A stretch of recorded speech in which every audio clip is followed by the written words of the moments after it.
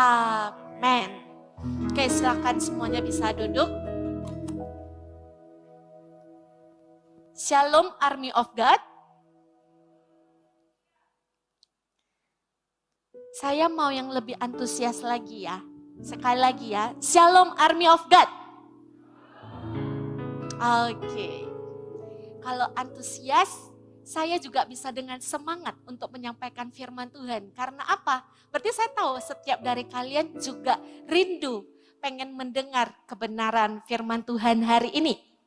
Nah, firman Tuhan hari ini itu membahas tentang I'm not a warrior, I'm a warrior. Ya. Saya mau tanya, di tempat ini apakah ada anak-anak muda yang tidak pernah khawatir, tidak pernah takut, tidak pernah gelisah, tidak pernah cemas? Ada nggak? Kalau ada bisa lambaikan tangannya? Ada? Oke, nggak ada ya. Karena semua orang pasti pernah mengalami yang namanya gelisah, khawatir, cemas, takut, itu pasti pernah. Karena itu adalah sesuatu hal yang wajar. Nah, hari ini kita akan sama-sama belajar untuk kita bisa menang atas kekhawatiran setiap dari kita. Bagaimana kita bisa menang? Kita sama-sama akan buka dulu di dalam firman Tuhan di 2 Tawarik 20. Ya, 2 Tawarik 20. Harusnya nih ceritanya dari ayat pertama sampai ayat yang ke-24. Tapi karena cukup panjang, jadi kita hanya akan highlight beberapa ayat saja. Nanti untuk cerita selengkapnya, saya percaya Army of God bisa baca sendiri di rumah ya. Oke, kita akan baca terlebih dahulu ayat yang pertama sampai yang ketiga. Ya, 2 Tawarik 20, ayat yang pertama sampai yang ketiga. Kita bacanya bergiliran. Saya ayat yang pertama, kalian ayat yang kedua, dan nanti saya ayat yang ketiga. Kemenangan atas Moab dan Amon, akhir pemerintahan Yosafat. Setelah itu, Bani Moab dan Bani Amon datang berperang melawan Yosafat bersama-sama sepasukan orang Meunim. Ayat yang kedua.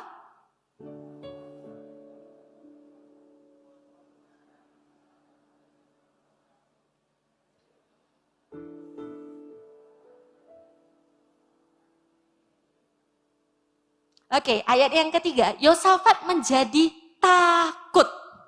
Lalu mengambil keputusan untuk mencari Tuhan, ia menyerukan kepada seluruh Yehuda supaya berpuasa. Yosafat ini adalah raja. Ya, Yosafat di sini adalah raja. Tadi dikatakan apa di ayat ketiga? Yosafat takut. Jadi untuk punya rasa takut, gelisah, khawatir, cemas, itu dialami semua orang. Mau posisi apapun. Yosafat ini seorang raja di posisi yang tinggi. Dia pun bisa merasa takut. Jadi bagaimana caranya kita bisa menang atas kekhawatiran ini? Ada 3 hal. Yang pertama adalah sadarlah kekhawatiran tidak akan menolong hidupmu. Sadarlah, kekhawatiran tidak akan menolong hidupmu. Tadi di ayat yang ketiga, saya bacakan sekali lagi ya. Yosafat menjadi takut, lalu mengambil keputusan untuk mencari Tuhan. Ia menyuruhkan kepada seluruh Yehuda supaya berpuasa. Jadi Yosafat ini ketika takut, dia tidak kabur. Dia ketika takut, dia tidak memilih untuk dia sembunyi. Atau dia lari dari masalah yang ada. Tapi apa yang dilakukan si Yosafat ini? Ketika dia takut, dia memilih untuk mencari Tuhan. Bahkan dia menyuruh untuk seluruh bangsa Yehuda. Untuk apa? Berpuasa. Why? Kenapa? Kenapa dia memilih ketika waktu dia takut, dia cari Tuhan? Kenapa? Dia tahu Tuhan tidak pernah tinggal diam. Dia tahu Tuhan tidak akan meninggalkan dia sendiri. Tuhan akan menggenapi setiap janji-janjinya. Tuhan akan melindungi setiap dari mereka. Karena pertolongan mereka datangnya dari Tuhan. Dengan kita bersembunyi, dengan kita lari dari masalah, itu tidak menolong kita. Emangkah kalau kita khawatir terus kita lari, kita bisa jadi nggak khawatir? Enggak. Tambah khawatir iya. Saya dikejar gak ya? Musuh saya datang gak ya? Tahu gak ya kalau saya sembunyinya di sini? Lari dari masalah itu enggak menyelesaikan. Tapi justru ketika kita sadar khawatir ini tidak menolong kita, kita harus tahu siapa yang bisa tolong kita. Tuhan. Kita lihat di Matius 6 ayat 27. Ya, Matius 6 ayat yang ke-27. Yang sudah dapat katakan yes. Masih sedikit yang dapat ya, sekali lagi ya. Matius 6 ayat yang ke-27. Yang sudah dapat katakan yes. Oke. Saya bacakan. Siapakah di antara kamu yang karena kekhawatirannya dapat menambahkan sehasta saja pada jalan hidupnya? Jadi ayat ini menjelaskan bahwa kalau kita khawatir, itu sebenarnya nggak ada untungnya untuk kita. Karena dengan kita khawatir, apakah itu akan menambah sehasta hidupnya kita? Tidak. Malah kalau bisa, itu kayaknya mengurangi masa hidup kita. Karena ada orang yang khawatir berlebihan, takut berlebihan, memilih jalan yang salah. Bisa saja dia mengakhiri hidupnya. Ya, jadi kita jangan sampai membiarkan kekhawatiran itu ada di dalam hidupnya kita. Itu tidak akan menolong kita di dalam menyelesaikan masalah kita. Kita kembali di 2 Tawarik 20 ayat yang ke-12 sampai yang ke-13. Saya bacakan ya. Ya Allah kami, tidakkah engkau akan menghukum mereka? Karena kami tidak mempunyai kekuatan untuk menghadapi laskar yang besar ini. Yang datang menyerang kami. Kami tidak tahu apa yang harus kami lakukan. Tetapi mata kami tertuju kepadamu. Sementara itu seluruh Yehuda berdiri di hadapan Tuhan. Juga segenap keluarga mereka dengan istri dan anak-anak mereka. Jadi yang dilakukan oleh orang-orang Yehuda ini, bangsa Yehuda ini, benar-benar berserah penuh kepada Tuhan. Bukan hanya mereka, itu tertulis bahwa seluruh keluarga mereka, istri mereka, anak-anak mereka. Mereka tuh seakan kayak no choice, mereka nggak tahu lagi mereka harus berbuat apa. Satu-satunya jalan hanya datang kepada Tuhan. Satu-satunya jalan hanya mereka minta pertolongan kepada Tuhan. So mereka nggak gentar ketika kekhawatiran itu datang, ketakutan itu datang. Itu tidak membuat mereka berhenti, tapi mereka datang cari Tuhan. So, janganlah khawatir, tetaplah berpengharapan di dalam Tuhan. Ya, poin yang kedua. Poin yang kedua apa? Untuk kita bisa menang di dalam kekhawatiran kita.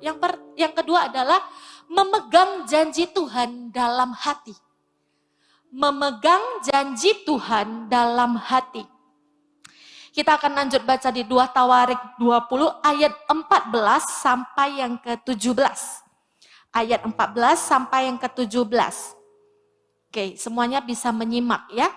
Lalu Yahaziel bin Zakaria bin Benaya bin Matanya, seorang Lewi dari Bani Asaf, dihinggapi roh Tuhan di tengah-tengah jemaah dan berseru, camkanlah hai seluruh Yehuda dan penduduk Yerusalem dan tuanku Raja Yosafat. Beginilah firman Tuhan kepadamu, janganlah kamu takut dan terkejut karena laskar yang besar ini. Sebab bukan kamu yang akan berperang melainkan Allah. Besok haruslah kamu turun menyerang mereka. Mereka akan mendaki pendakian Ziz, Dan kamu akan mendapati mereka di ujung lembah, di muka padang gurun Yeruel. Dalam peperangan ini tidak usah kamu bertempur. Hai Yehuda dan Yerusalem, tinggallah berdiri di tempatmu dan lihatlah bagaimana Tuhan memberikan kemenangan kepadamu. Janganlah kamu takut dan terkejut. Majulah besok menghadapi mereka. Tuhan akan menyertai kamu. Jadi di dalam cerita ini, tadi ada satu orang yang namanya Yahaziel. Dia dihinggapi oleh Roh Tuhan. Sehingga diberikan janji Tuhan bahwa bangsa Yehuda dan Yerusalem ini, mereka akan menang di dalam peperangan. Bukan hanya itu, tapi dikatakan kalau mereka tidak akan berperang. Mereka hanya cukup tinggal berdiri dan mereka akan melihat Tuhan yang berperang bagi mereka. Itu adalah janji Tuhan untuk Raja Yosafat dan bangsa Yehuda ini. Nah, ketika kita ini dapat janji Tuhan, di masa-masa kita lagi khawatir, mungkin di masa-masa kita lagi takut, ketika kita terima janji Tuhan, jangan ada keraguan di dalamnya. Jangan ada keraguan di dalamnya. Di detik kita ragu, di saat itu kamu dipastikan kamu juga tidak percaya kepada Tuhanmu, sanggup mengerjakannya. Kalau kamu ragu berarti kamu gak percaya.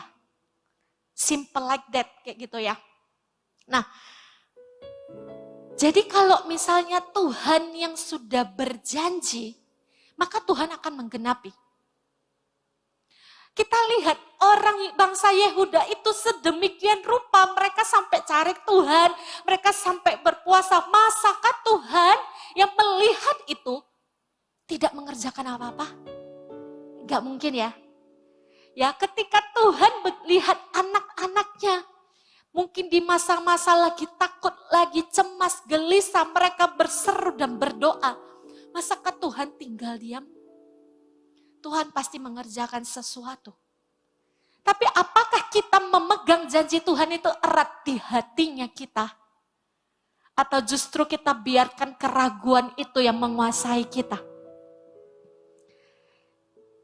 Ya, jadi hari ini ketika kita tahu janji Tuhan di dalam hidupnya kita, peganglah itu erat-erat. Semua tercatat di dalam firman Tuhan. Tidak bisa dipungkiri manusia bisa khawatir. Banyak hal, entahkah itu kesehatan, entahkah itu masa depan, entahkah itu keluarga, pekerjaan, studi. Banyak hal yang terkadang membuat kita itu cemas. Bagaimana ya nanti masa depan saya? Apakah saya bisa sukses enggak ya? Apakah saya bisa menjadi orang yang berhasil enggak ya? Apakah nanti saya bisa masuk ke universitas yang saya mau enggak ya? Banyak ketakutan. Banyak hal yang membuat kita ragu. Tapi saya bilang ya, di dalam firman Tuhan, banyak tercatat janji-janji Tuhan. Kita lihat dulu di Matius 6. Matius 6 ayat 30 sampai yang ke-32. Ya, Matius 6 ayat 30 sampai yang ke-32. Saya bacakan. Jadi jika demikian, Allah mendadani rumput di ladang yang hari ini ada dan besok dibuang ke dalam api, tidakkah ia akan terlebih lagi mendadani kamu, hai orang yang kurang percaya? Sebab itu janganlah kamu khawatir dan berkata, apakah yang akan kami makan? Apakah yang akan kami minum? Apakah yang akan kami pakai? Semua dicari bangsa-bangsa yang tidak mengenal Allah. Akan tetapi Bapamu yang di sorga tahu bahwa kamu memerlukan semuanya itu. Maksudnya apa? Rumput hari ini hidup. Dia nggak tahu kalau besok dia akan dicabut dan dia dibuang ke dalam api. Karena rumput itu ilalang ya, jadi dicabut, dibuang orang. Jadi cuman dia hidup cuma sehari pun, dia didandani Tuhan sedemikian rupa. Di ayat-ayat sebelumnya Tuhan berkata, di dalam firman Tuhan tertulis, burung pipit yang tidak menabur saja, itu diberi makan oleh Tuhan. Bukankah kita lebih berharga daripada rumput dan burung itu?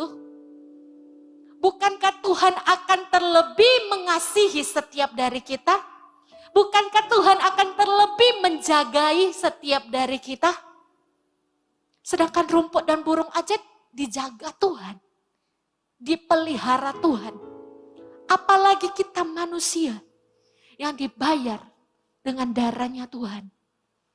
Gak terlebihkah kita akan dicukupkan oleh Tuhan?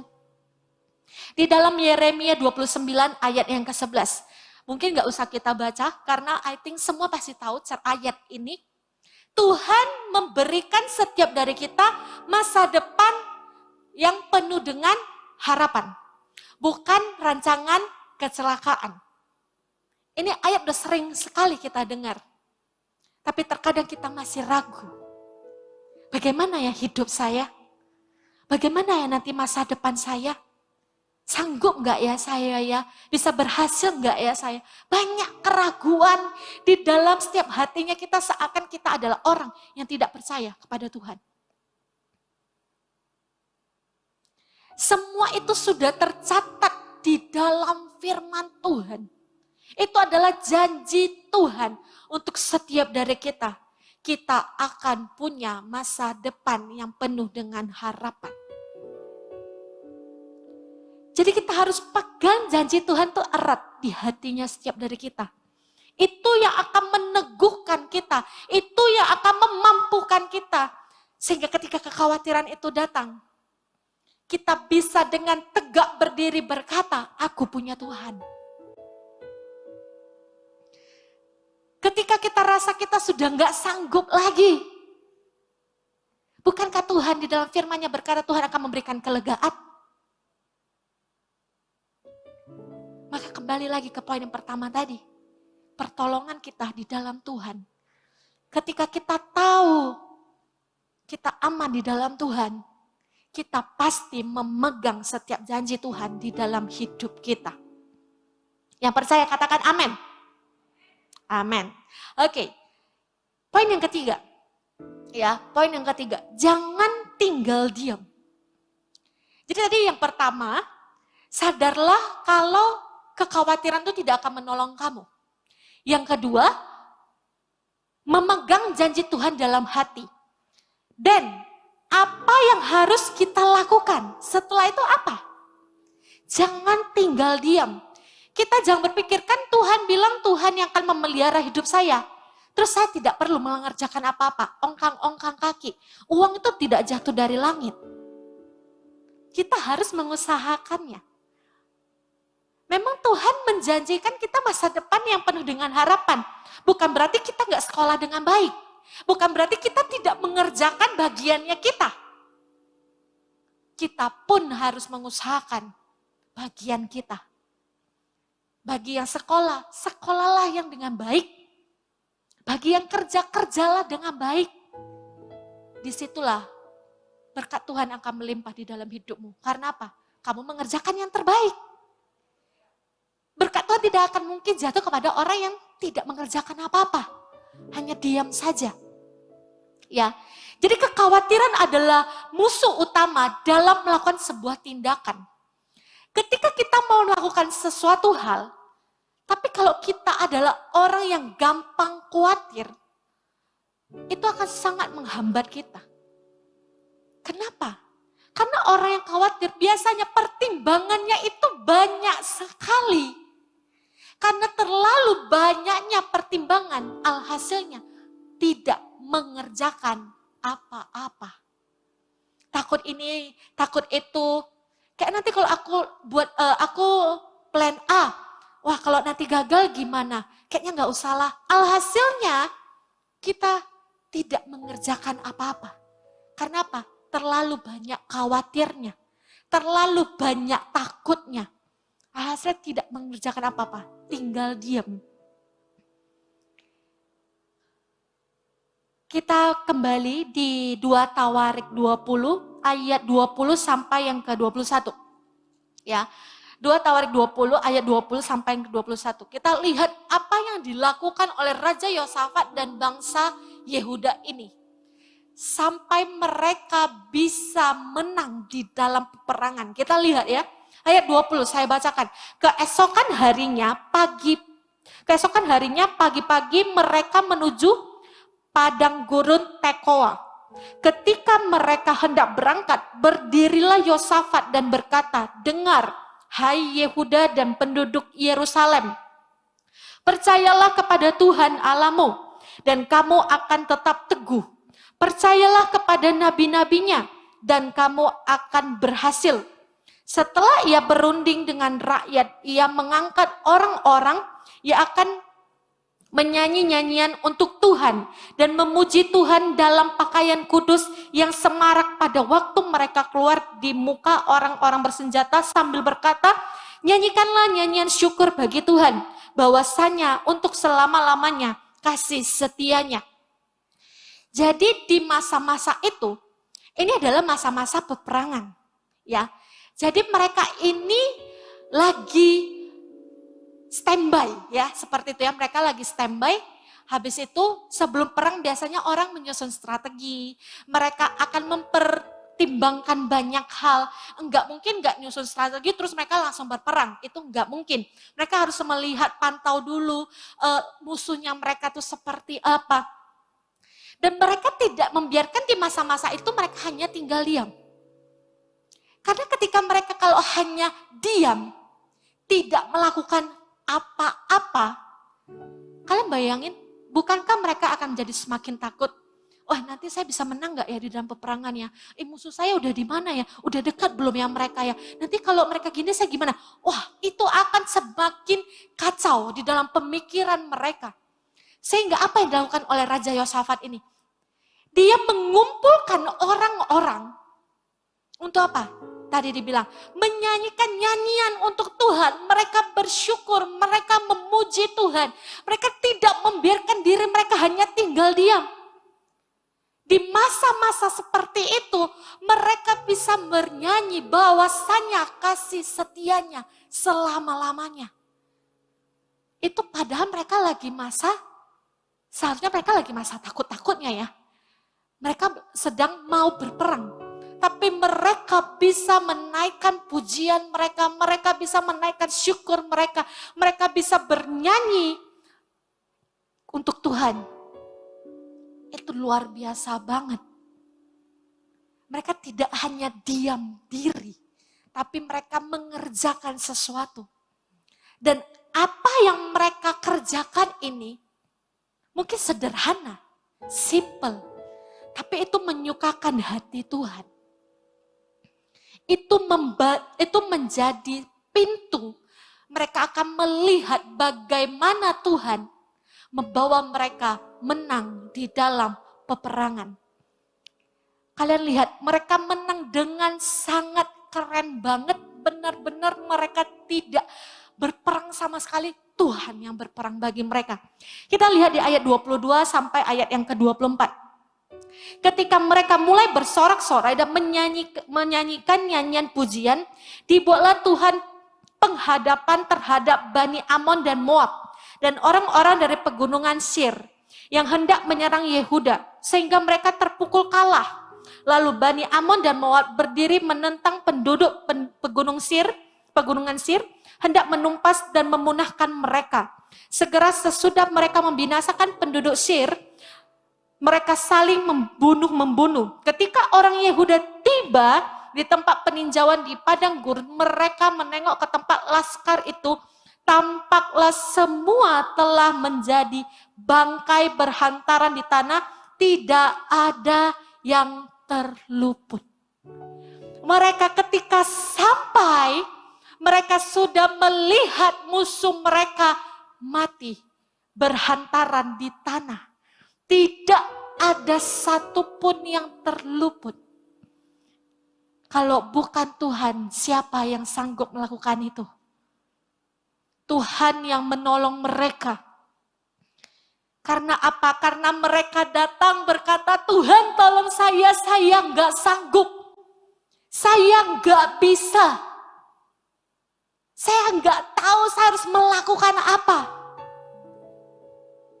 Ketika kamu di dalam kondisi sangat terjepit dan kamu bisa datang ke hadapan Tuhan, di saat itu kamu akan melihat bagaimana Tuhan bekerja di dalam hidupmu.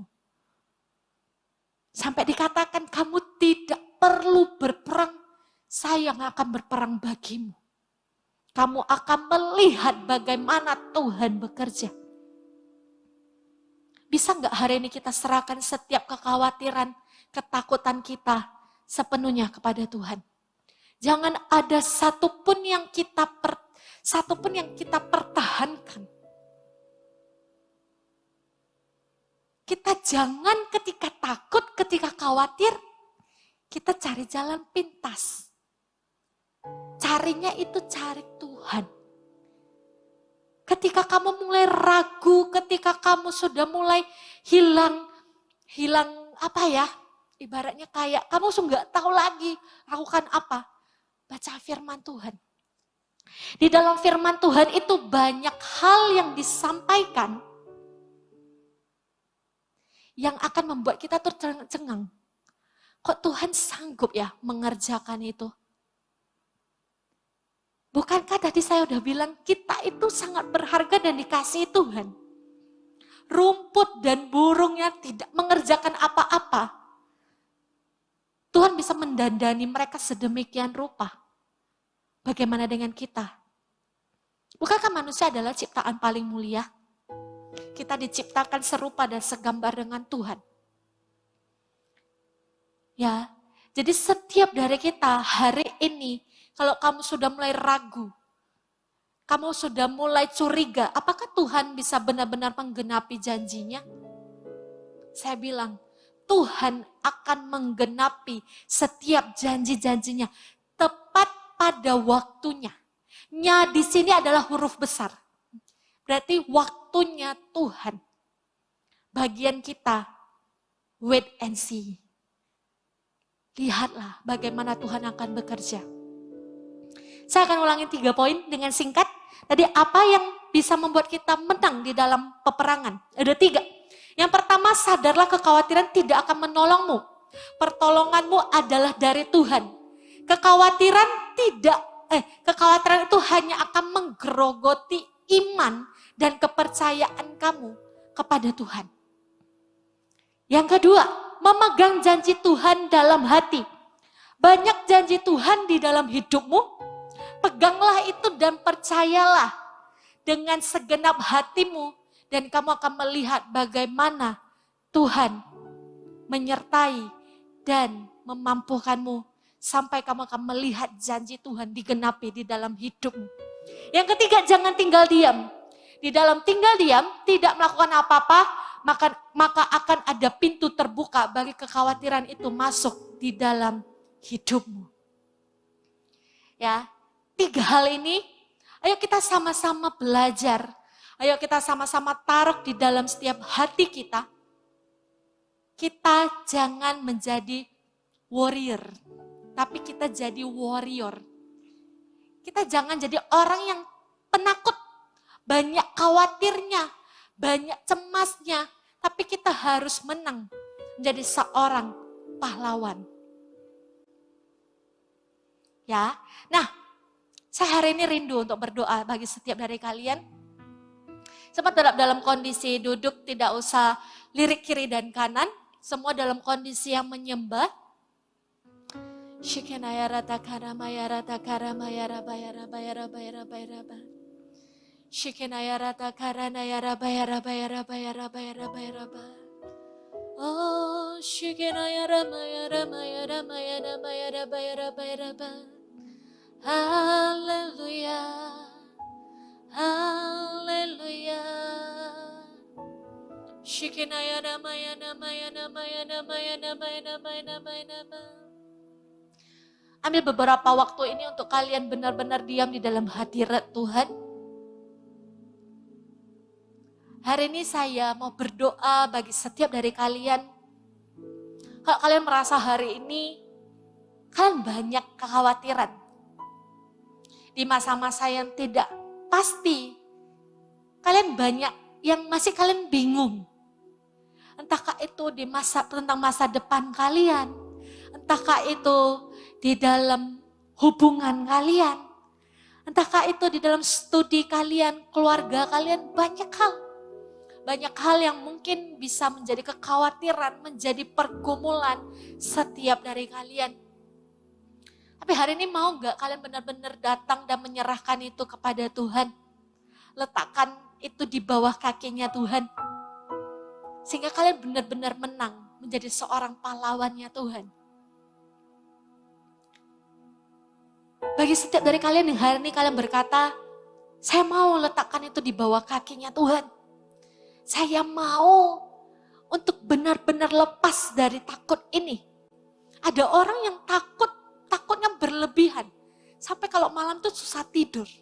Insomnia kalau orang bilang. Karena takut yang berlebih. Khawatir yang berlebih sehingga susah untuk tidur di malam hari. Jam tidurnya jadi nggak jelas. Saya mau nanya, kalau hari ini memang ada di tempat ini orang-orang yang terlalu khawatir, terlalu takut banyak hal, gelisah. Dan kalian hari ini berkata, saya mau letakkan itu di bawah kakinya Tuhan. Saya mau benar-benar menang di dalam kekhawatiran ini. Kalian bisa angkat tangan satu di tempat kalian berada. Saya mau berdoa bagi setiap dari kalian. Kalian cukup angkat tangan di tempat kalian berada. Shikenaya rata kanaya rabaya rabaya rabaya rabaya raba. Shikenaya rata kanaya rabaya rata kenaya rabaya rabaya rabaya rabaya raba. Shikenaya rabaya rata kenaya rabaya rabaya rabaya rabaya rabaya rabaya rabaya raba. Iya rata kenaya rabaya rabaya rabaya rata kanaya rabaya rabaya rabaya rabaya raba. Shikita kenaya rabaya rabaya rabaya rabaya rabaya rabaya rabaya rabaya raba. Mungkin hari ini saya tidak tahu apa yang menjadi pergumulan, apa yang menjadi kekhawatiran, apa yang menjadi ketakutanmu. Tapi saya tahu Tuhan yang saya sembah, Tuhan tahu sampai kedalaman hatimu. Jangan kamu khawatir dengan masa depan kamu. Jangan kamu khawatir dengan keluarga kamu. Jangan kamu khawatir dengan kesehatan kamu. Jangan kamu khawatir dengan semua masalah hidupmu. Sebab Tuhan yang kamu sembah terlebih besar dari semua itu. Dan biarkan pertolongan Tuhan itu hadir di dalam hidupmu. Dan hari ini hamba berdoa, hamba mencabut setiap kekhawatiran yang ada. Setiap ketakutan yang ada, Tuhan kau gantikan dengan damai sejahtera Tuhan. Kau gantikan dengan sukacita Tuhan. Kau gantikan dengan pengharapan yang baru. Hari hamba perkatakan ya Tuhan, kalau ada orang-orang tempat ini yang ketika malam mereka terlalu gelisah sehingga mereka tidak bisa tidur. Mulai malam ini mereka akan tidur dengan nyenyak. Tidak ada ketakutan sama sekali. Karena Tuhan memegang hidup mereka. Masa depan mereka penuh dengan harapan. Di dalam nama Tuhan Yesus. Di dalam nama Tuhan Yesus. Thank you ya Tuhan. Thank you ya Tuhan. Thank you ya Tuhan. Oke, saya mau nanya dulu. Oke, semuanya boleh buka mata ya. Saya mau nanya. Yang kemarin mengikuti AOG on point. Sorry, bukan ibadah ya. Yang minggu lalu, yang Kamis kemarin mengikuti AOG on point, saya mau lihat lambai tangannya dong. Oh, cukup banyak ya yang ikut AOG on point. Nah, jadi harusnya tadi waktu greeter udah disampaikan juga ya. Jadi hari ini kita sama-sama akan melihat, ya Tuhan, kita akan sama-sama melihat sebuah video. Video ini adalah video tentang AOG Conference yang akan dilakukan sesinode. Ya, sesinode dari Surabaya, Indonesia, Singapura, Melbourne, Sydney, semuanya. Kita sama-sama akan ikut AOG Conference ini, baik secara onsite maupun online. Ya, nah, apa yang akan dibahas di AOG Conference ini? Saya cuma mau sampaikan kalau kita jangan melihat AUG Conference ini sebagai sebuah event aja. Event Army of God. Enggak. Tapi ini lebih kepada sebuah kerinduan yang kita mau bangun. Untuk setiap Army of God bisa ikut ambil bagian di dalam visi 2030 300 gereja lokal yang akan dibangun. Jadi setiap Army of God kita sama-sama akan masuk di dalam kegerakan ini. Kita akan melihat akan ada orang-orang yang berdiri. Untuk apa? Untuk pembangunan gereja. Akan ada orang-orang yang memberikan diri. Saya mau jadi gembala. Atau ada orang-orang berdiri. Saya mau kok menabur untuk gereja. You can do so many things. Saya tidak bilang hari ini kalau bicara soal visi maka kamu harus menjadi seorang full timer. Atau kamu harus menjadi seorang gembala. Enggak. Tapi kamu bisa ikut di dalam setiap kegerakan yang ada. Dengan kelebihanmu, dengan apa yang kamu punya di bidangmu masing-masing, dan berikanlah yang terbaik untuk Tuhan. Jadi saya sangat mendorong untuk setiap Army of God bisa lihat kerinduan ini, sama-sama sepakat, punya kesatuan hati. Hari ini registrasi sudah dibuka.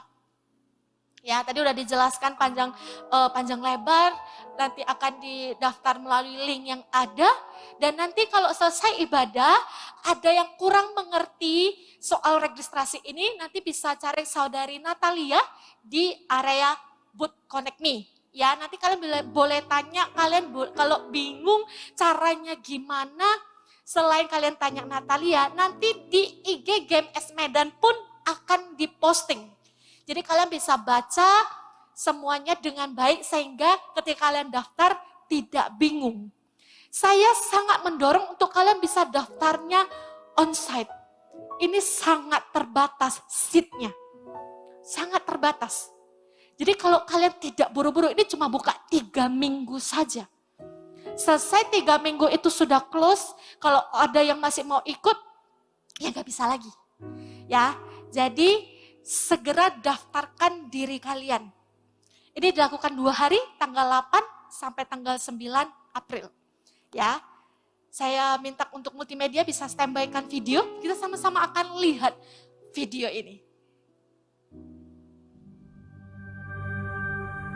1000 gereja, 1 juta murid. How is that vision in your heart? Apakah visi itu berkurang atau bertambah? Visi itu semakin jelas atau semakin buram? We are racing against death. Selama Tuhan itu hidup tidak mati, Tuhan akan cari 1 domba lagi. We must run. Bukan untuk angka, untuk 1 jiwa di sana. I'm gonna die leaving a revival behind. I don't know how about you.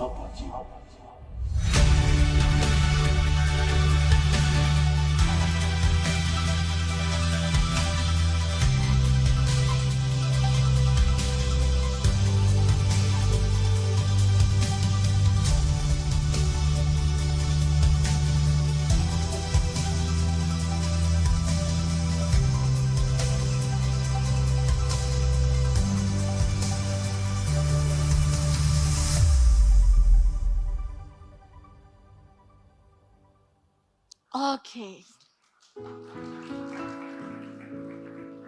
Saya lihat videonya aja udah keren banget gitu ya.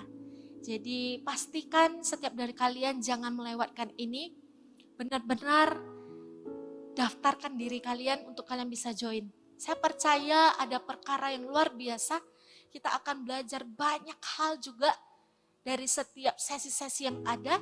Sesi-sesinya tadi itu lihat ya, pembicara tadi itu Pastor Philip, Pastor Margaret Wood, dan Pastor Imelda Pau-Pau. Ya, jadi semua pembicara yang sangat luar biasa, diurapi Tuhan. So, pastikan kita akan belajar banyak hal juga. Jadi, kalau kalian menabur 100.000 untuk kalian daftar, I think kalian akan merasa kalian enggak, itu worth it loh. Itu worth it sekali karena kalian dapat lebih dari apa yang kalian akan bayar nantinya. Ya, oke, mari kita sama-sama siapkan hati. Saya minta untuk semuanya bisa bangkit berdiri. Hari ini adalah minggu ini adalah minggu kedua. Kita sama-sama akan melakukan perjamuan kudus. Semua roti dan anggur tidak akan dikonsumsi di dalam ruangan ibadah. Semuanya akan dikonsumsi nanti di rumah masing-masing ya. Tapi kita bisa sama-sama mendoakannya ya.